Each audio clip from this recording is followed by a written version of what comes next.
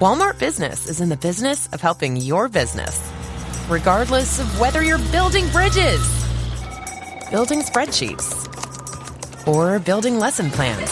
Ooh, that looks fun. Walmart Business can help save you time, money, and hassle so you can focus on what you're building instead of what your supply closet is missing. In short, we take care of business so you can do more with yours.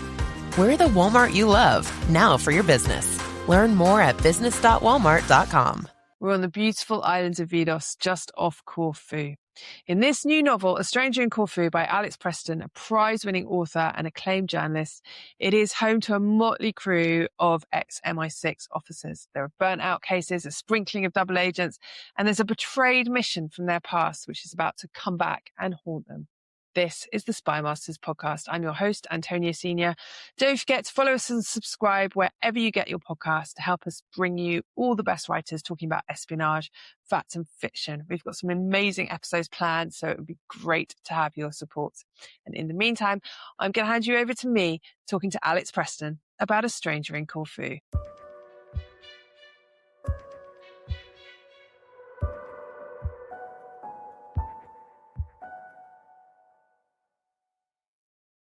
Alex, thank you so much for coming on the Spymasters podcast. It's lovely to be here. I'm a fan. Good. Well, that's lovely to hear. So we're here today to talk about your new novel, A Stranger in Corfu, which I adored. It brought together two things I am quite passionate about, spy stuff and Greek islands, which I think was a sweet spot for me. So this is a departure for you. It's your first foray into the world of spy. You were a very seasoned and brilliant novelist.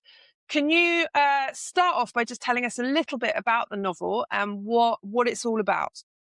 So the novel is the story of a young woman called Nina, who has been in MI6.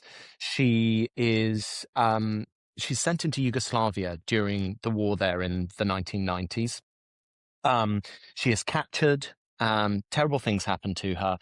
And the novel sort of starts with her almost awakening on an island just off the coast of Corfu. And it's an island that is kind of a retirement home for spies. And it is a place where spies who have been damaged or who perhaps know more than they should are sent to recover or to be hidden. And I think one of the fun things that I wanted to do was to let the sort of ontology, how the existence of these people was really shaped by the state and to what extent their choices were their own, let that be something that was kind of uncertain, both to them and to the reader.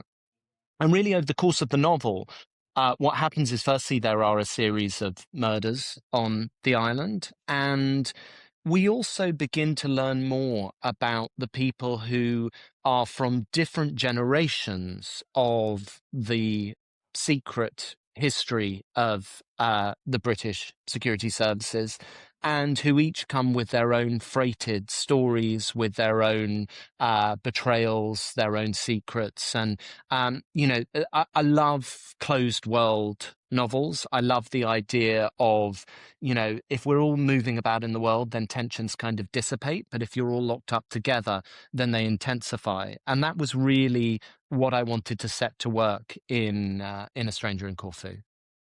So it's all set, obviously, in Corfu, or more specifically, a small island just off Corfu. You're obviously, you obviously know the island really well, and there were real life reasons for setting it in Corfu, weren't there? Can you just talk us through a little bit why you chose this particular setting? Yeah, I mean, as you say, it's a kind of meeting of my own personal history and the history that I was representing. So I run the Corfu Literary Festival. It's an island that I fell in love with a long time ago and have been going back to for many years. The Corfu Literary Festival started off as a very small thing. It's now quite a big thing.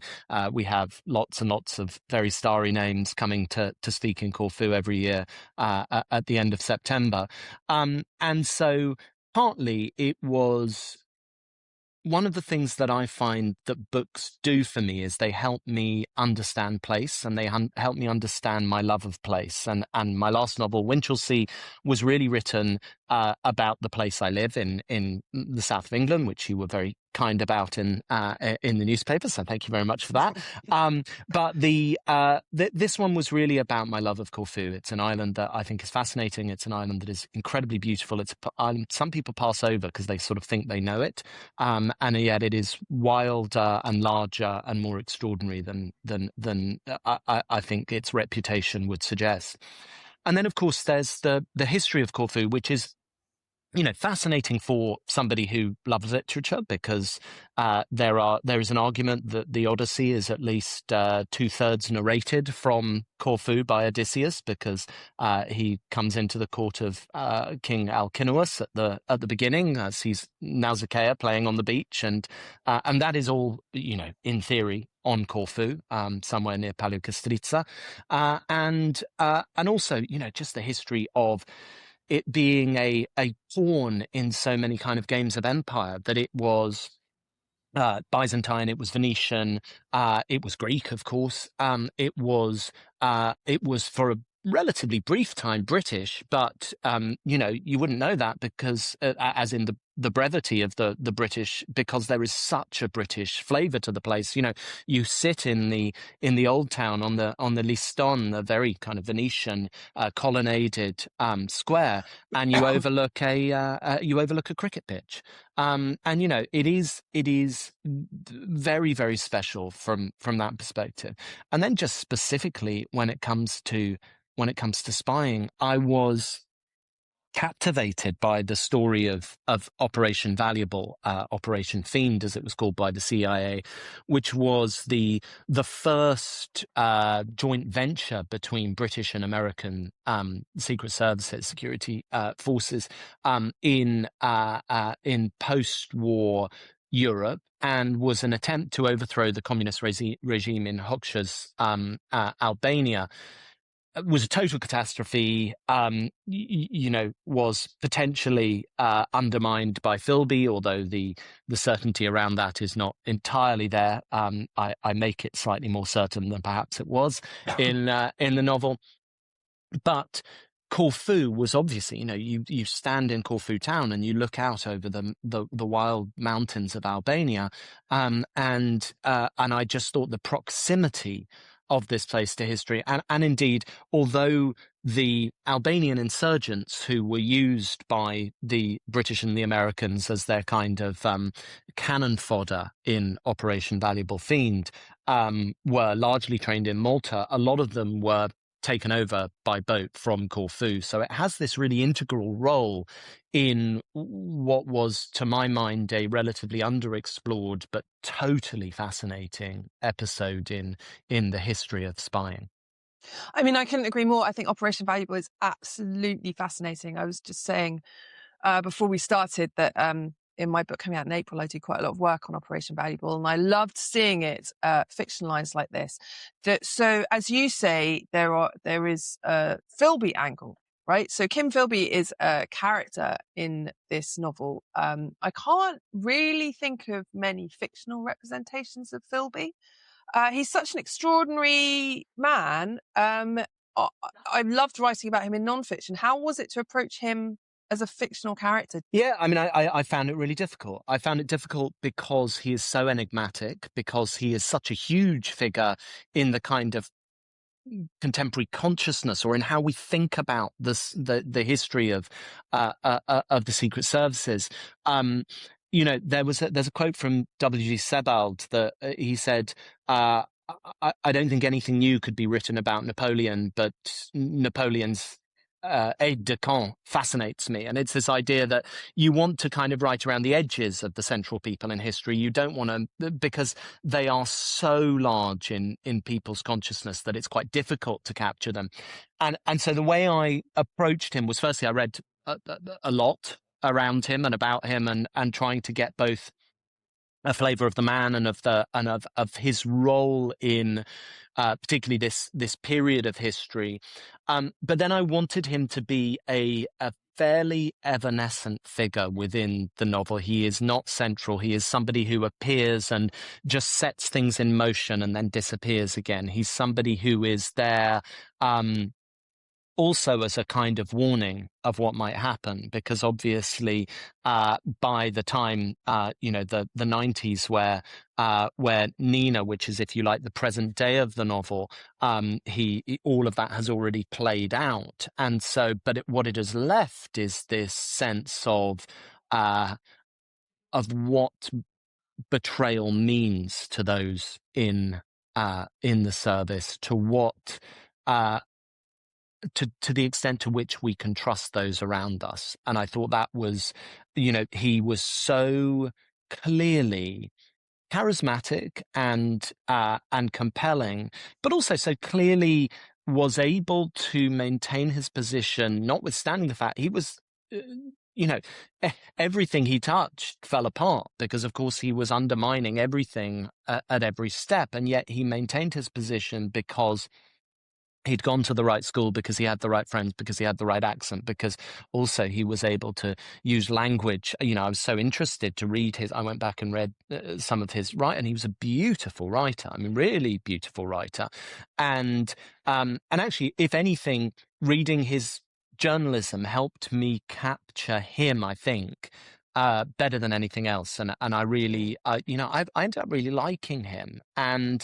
And that's I guess the thing we're all trying to get to. It's why the spy novel and the spy genre, I think, is so rich, is because there is a sense that everyone could be lying to us like this, and that always, as a writer, you're trying to get underneath the obvious and surface level that people push out into the world, and you're trying to say, what is the ticking time bomb at the heart of this? What is the thing that is secretly making this happen? What drives us all? And actually, in some ways, spy fiction is just a manifestation of the essential unknowingness of all of us and everyone we meet. Yeah, absolutely. And it just gives so many avenues, doesn't it, for a good novelist, because of all the kind of moral chewiness, the kind of the betrayal inherent in all of it, which I think you do so wonderfully. So as you said, it's a dual timeline novel, effectively. So there's the 1990s strand in which Nina is on this island, and then it kind of goes back to the earlier days of Operation Valuable and Philby. So the bit in the present, although it's the 90s, so it's not really present. It's the best decade. The bit in the best decade that ever was was hard agree, by the way, but yes. Yeah.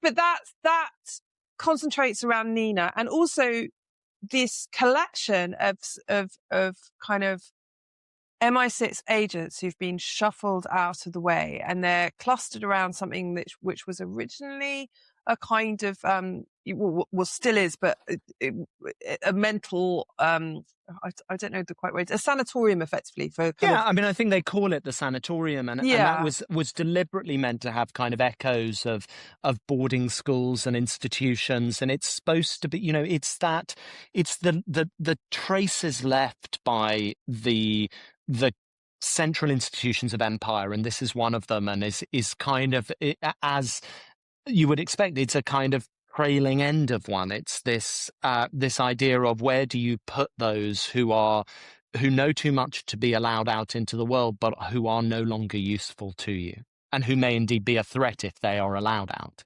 Now, Alex, you in your acknowledgements, you say you talked to a number of people in the security services about this.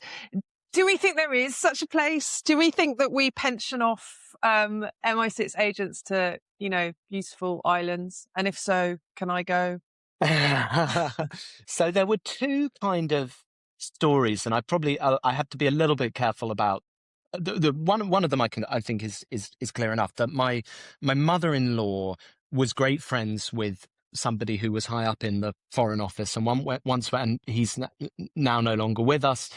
Once went on holiday with him and his wife to a little Greek fishing village that was actually on the mainland of Greece, where every other house, she said, was owned by somebody with a kind of steely glare and a cut glass British accent, all of whom had been in the Foreign Office at one time or another. And I love this idea that they were just there, sort of, working through Stalingrad or Operation Valuable together, just chewing over the past. And the other one, which I have to be a bit careful about, was somebody I spoke to who is a relatively recently stepped away from the service, who was in a really terrible situation, and in the days after that was resolved, was sent to a place to recover. And that was really one of those ones where I was just like, I mean, that was the spark that lit the novel. And just this idea that from an organizational standpoint, you would want to ascertain two things when somebody came out of a period of captivity. You would want to know whether they had been turned or whether they had been broken. And that is, in my configuration, that's what this abandoned villa on Vidos, on this little island off the coast of Corfu, that if you've ever been to Corfu Old Town, it's sort of right there, cupped in the palm of the bay. It's what that starts out as in my novel, and then it goes on to be something where you just park problems. And of course, those problems don't necessarily want to be parked. And also, just because they're on an island in the dreamy Mediterranean doesn't mean that the shadows of the past don't rear up to meet them. And so that's, again, really what this is about. The other thing I should say, the other real inspiration that grabbed hold of me here was the story of Daphne Park.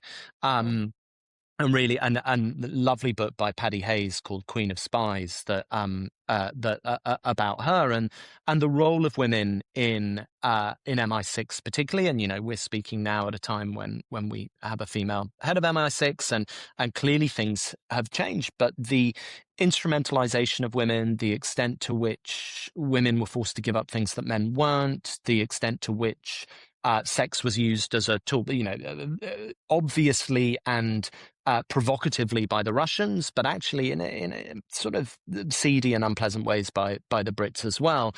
I just thought that was fascinating. I thought it was something that I sort of hadn't seen it done in fiction in that way before, and I just wanted to say, well, what if somebody grew up in a world where this was the idea of heroism, and that person was a young woman, and what trades would they have to make with their own conscience, with their body, with their sense of self, with their ambition in order to succeed in this world? And that's really Nina's story.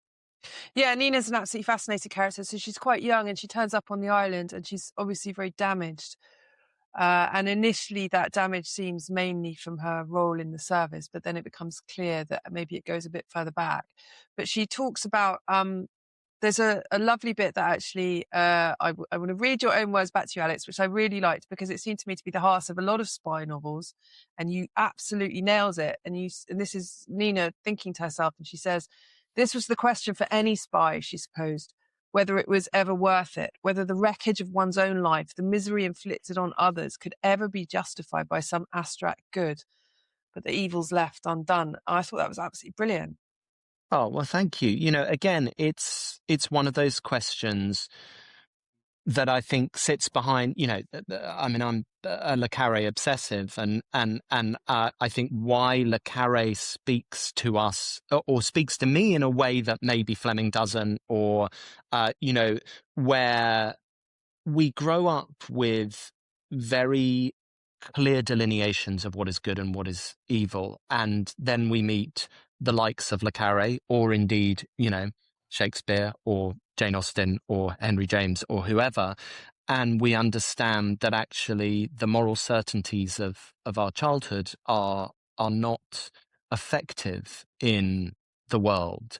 And we have to learn to navigate that. And so that's sort of, I mean, I remember when I finished my finals at university, I was sort of, all I could think of, I went straight to Blackwell's and I bought this massive pile of Le Carré novels. And I think I genuinely didn't read anything else for 6 months.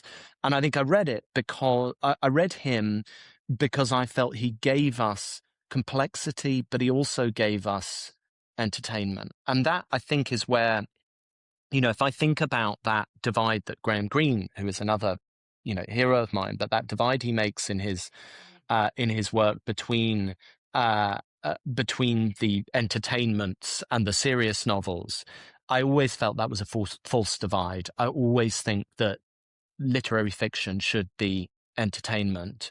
And I wanted to try and harness what it was that made me long for Le Carré as I was sitting there writing essays about Samuel Richardson, and to put that into my own book. So that has been a huge inspiration and a kind of literary, I was going to say comfort food, but it isn't, because I think that minimizes the seriousness of what he does and the importance of those novels. And you only have to read somebody like William Boyd or Sebastian Folkes and understand that these are writers who were intimately shaped by their engagement with Le Carré. Absolutely, and I couldn't agree with you more, by the way, on literary novels and how if you get a novel that is layered and complex and chewy, but also has a story, that's the point where you're in absolute clover, aren't you? What I find it quite difficult being reading novels that forget that narrative is what drives everything. Anyway, which is certainly not what you do in this one. The narrative is all the way through. So you've got this incredibly clever setup then, right? Which is obviously this closed off space, this island with a group of people on it who can't trust each other, but also can only trust each other because they're the only other people who know what the job entails. Then you have this sort of very interesting dynamic that they're also quite a couple, that more than one of them are generationally employed by the service. Okay, these are like spy Nepo babies, right? That's very true. Yeah, exactly. Which means that all these kind of currents between your past timeline and your present timeline are also complicated by familial links. And I thought that was really clever. Was that something? Was that just a kind of a fact of the narrative? Did that kind of came up, those familial links, or was that also part of your research? It's a really, really interesting question. So let me think about there was a very clear reason why it was set in this period where you've got this dual timeline that effectively pivots around the fall of communism. And why I was so interested in that was I was fascinated by this episode in, I think it was 1992, it might have been 93, called the Christmas Massacre, where effectively just a huge number of MI6 employees were given the chop because they simply hadn't reconfigured themselves to a world that was radically changed, where this was no longer a world of binaries, it was no longer a world of great power games, it was a world in which the threats were much more diffuse and unpredictable, and where so many of them had grown up thinking of the only enemy as the Soviet Union. And I wanted to have a before and after. I wanted to show the extent to which some had simply been unable to make that change. But I also wanted to have Nina and her. So her father is also a spy. I wanted to have Nina long to live with the same certainties that her father had lived with. And it just occurs to me now that one of the things for me growing up was that my dad was, he's still alive, lovely bloke, will listen. Hi, Dad. My dad was surrounded by people who had these sort of very dramatic and who were spy adjacent in their own life. And actually, I listened to your excellent episode on Frederick Forsyth, who was one of my dad's best friends and who they were in the RAF together. And again, one of the books is dedicated to my dad, the maddest bugger that ever lived, which, I mean, I'm not sure. But also my dad was very closely involved with Sir Ranulph Fiennes. They did my dad was expedition manager of the Transglobe expedition, and obviously Ran was both a one-time potential Bond, but also had lived this very dramatic and exciting time in Oman, and told these extraordinary stories of his event. And I think what was interesting to me was the sort of heroism of that vision of, all my lights have just gone out. Sorry. I don't know why that is. I think they might be motion censored, but anyway, I'm now in the dark. What really fascinated me was the idea that, we have to make, and this is again what Le Carré is about, we have to make our peace with the idea that those visions of heroism that we had as young people, that the kind of Bond idea of what that life might look like, needs to meet a reality which is much more bureaucratic, which is much more procedural, where there are also form filling and the ticking of boxes, and indeed where the moral certainties are much less clear. And so I grew up, reading Freddie's books, which I think are quite complex and interesting and challenging. He's clearly was also in some ways in dialogue with both Le Carré and Fleming, but I think that also having these kind of heroic stories of that felt almost kind of 19th century from Ranulph Fiennes, then thinking what that would be like in actuality, and thinking about how we generationally inherit the stories of our parents' generation, and then have to meet the truth of whether or not they're enactable in our own lives. That's really interesting. And I can see so Nina, for example, is a sort of younger generation spy to the older ones. She ends up going into Yugoslavia, where things are just incredibly complicated. Yeah. The civil war is incredibly complicated. Who's the good guy? Who's the bad guy? Then if there's no obvious good guy, bad guy, and your job is to blur the moral boundaries between what's acceptable and what isn't, then it's even harder to navigate. And that's part of one of the reasons why she struggles so much and crumbles, right? Yeah, I think that's true. I think, and I was just thinking back to that period of, so I was born in 79. So, if you think of the Yugoslavia war, was, if you like, the first war that I saw as somebody who was becoming an adult. It was sort of, so we're talking, it was the, it's still going on right through to when I was at university in a way. But I think that trying to understand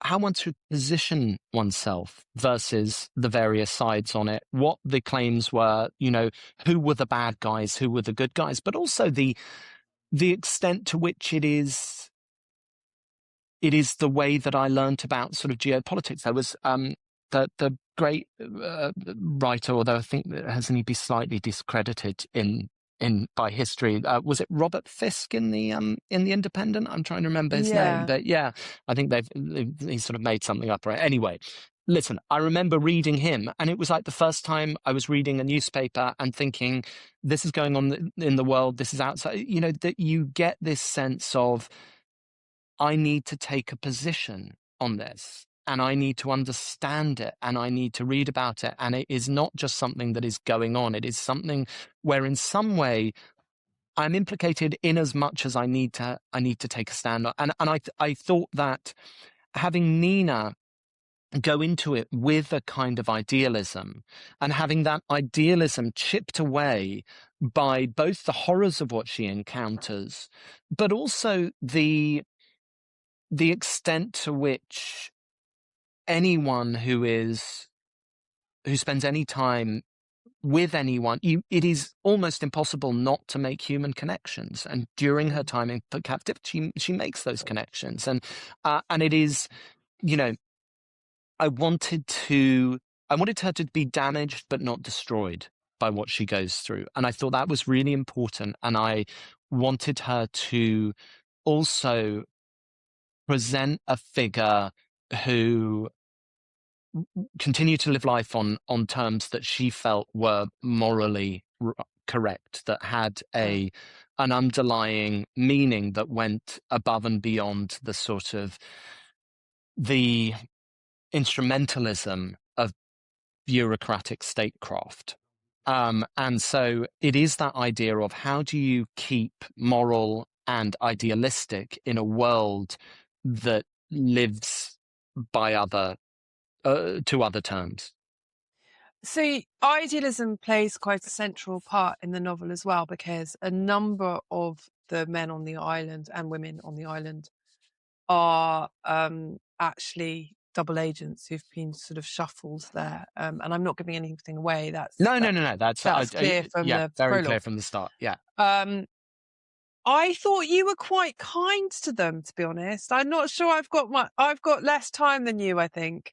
You say at one point, one of them had been seduced by, you call it a beautiful lie, which I thought was a lovely turn of phrase. I'm not sure I agree. But you know, I think this is the really challenging thing. And it's, you know, my last novel, but one, In Love and War, was about the British Union and fascists and their work with Mussolini in the Second World War, and the way I went into that was, how do you position yourself on you know, from our perspective, the far side of history, before we know what we know? How do you think that people persuaded themselves that what they were doing was the right thing? I think that I can totally understand the attraction of an idealism that seeks to level the playing field, that seeks to undo the wrongs of the world. I can totally see how people got incredibly sucked in by the promise that was presented by socialism, communism.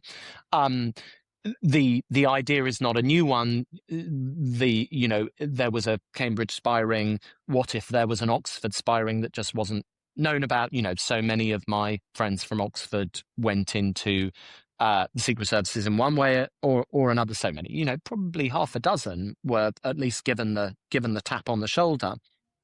And the question then is, you know, the betrayal of my putative Oxford spying is horrifying. And yet, to me, I can understand the decisions that would have been taken. I can understand the allure of feeling part of something historical and geographically diverse and universal. Something now, you know, I imagine, I know you've done a lot of work on the Cambridge Five. The thing I find sort of disappointing about them is that you felt that there wasn't really the strength of idealism. I never get that sense of, I never get enough of a sense from them that this was a beautiful lie, that it feels venal and it feels like a kind of negotiation, and it feels, you know, particularly with Philby, I think it felt like it played to his vanity, and they're all kind of unpleasant characters. And so I absolutely hear you, but I also think, you know, I think particularly, so Benedict is, if you like, the sort of central figure in the in the older timeline, so in this Oxford spy ring. And he comes from a lower middle class background. He arrives at Oxford. He is seduced by a group who are, trumpeting the rights of man and the emancipation of the serf and etc. etc. And he loves Russian literature, and he loves the idea of Russia, and he falls for it. And I think I can understand that. Frankly, I probably would have too. I did. I thought that was wonderful, actually. The way you talked about his seduction by it all, because it was that sense of belonging. It was the glamour of the group. It was, being accepted. And as you say, that kind of sense of history sweeping them along to something glorious. I thought all of that was wonderfully done. And yeah, I mean, I don't think But it's in the 30s bit, which I've been doing a lot of work on. Obviously, there's constantly this sort of these running battles in the streets of Cambridge between appalling people who are like all in the boat club and who like throwing socialists in the river, and the socialists. And I just think, oh, a plague on all your houses. But I'd probably. Yeah, anyway. I don't know whether I'd be the thrower or the thrown in that. It's again, and you just you never know how history will judge the decisions you made, and that's true today. It's a really tricky one. But I also wanted everyone, and I enjoy playing with the idea of the likable character, and to what extent can I, almost as a challenge to myself as a writer, set somebody up to do some terrible things and then challenge the act of sympathetic engagement that is the novel to take the reader into a form of contact with those characters. And sometimes it works and sometimes it doesn't. And, Nina does some things that she regrets. I mean, I think she's probably a bit too hard on herself, but she is, as you say, she is damaged by her time as a spy, but she's also damaged by her father's time as a spy and by just the way that life has these moments that shape you, and you either rise from them or you allow them to overwhelm you. And I think that's one of the sort of battles that goes on in the book, is in Nina, between this I describe it as this sort of sense of a dark wave that is constantly about to break, and she's forever trying to outrun that dark wave. She does it quite a lot by swimming far and fast in the waters around Corfu. And I have to say, Alex, I came away from that wanting to book a flight more than you can possibly imagine. It's, draining. Well, you must come to the Corfu Literary Festival. There's a reason why we market it hard in January and February. But I mean, listen, it's how one of the ways that I fell in love with Corfu was swimming around and through and across it, and it is a place of the most beautiful beaches, the most wonderful water, and I was, as I was writing the novel, I was spending a lot of time with the late Charles Sprawson, wonderful author of Haunts of the Black Masseur, who was in a home and unfortunately died. But he writes so beautifully about swimming, and I was talking to him about how I was writing this book about swimming and with swimming in it, and he very kindly read some of the passages. And it seems to me it's a thing I love doing, and it's a thing that has also changed, and this is what it does for Nina. It's changed my own relationship to my own body, as in you feel the you feel the divide between your mind and your body dissolve when you're in water, or at least I do. And that's what I wanted to capture in those passages about swimming.